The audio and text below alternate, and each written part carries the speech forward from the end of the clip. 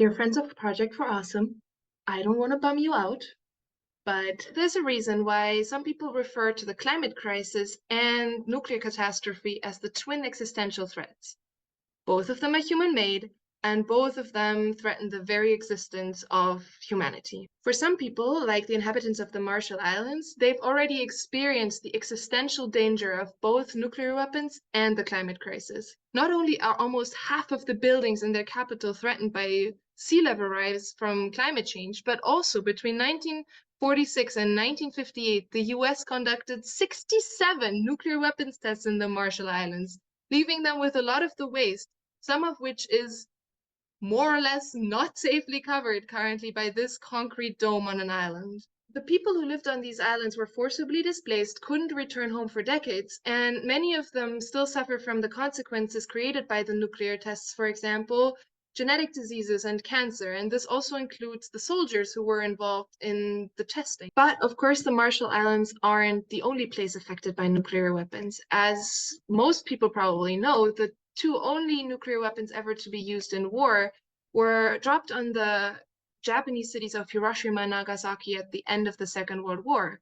And they caused a lot of death and destruction. So for example, in Nagasaki, 74,000 people died of the effects of radiation just in the few months after the explosion. Similarly, in Hiroshima, 140,000 people were killed by the effects of radiation. People and things at the center of a nuclear explosion just vaporize, and the people around them are killed by shockwaves, radiation, and flying debris.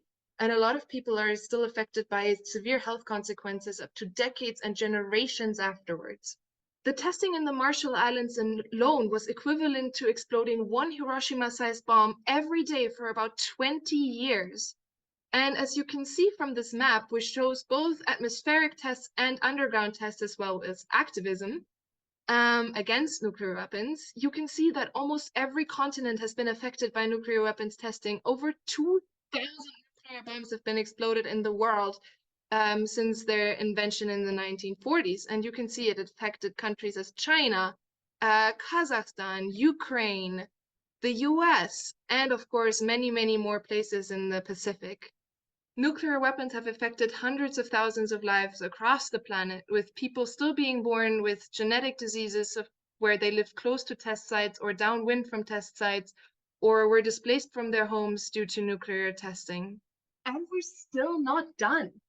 Today, 9 countries have nuclear weapons, and it's not just Russia and the US that are in constant tensions with each other.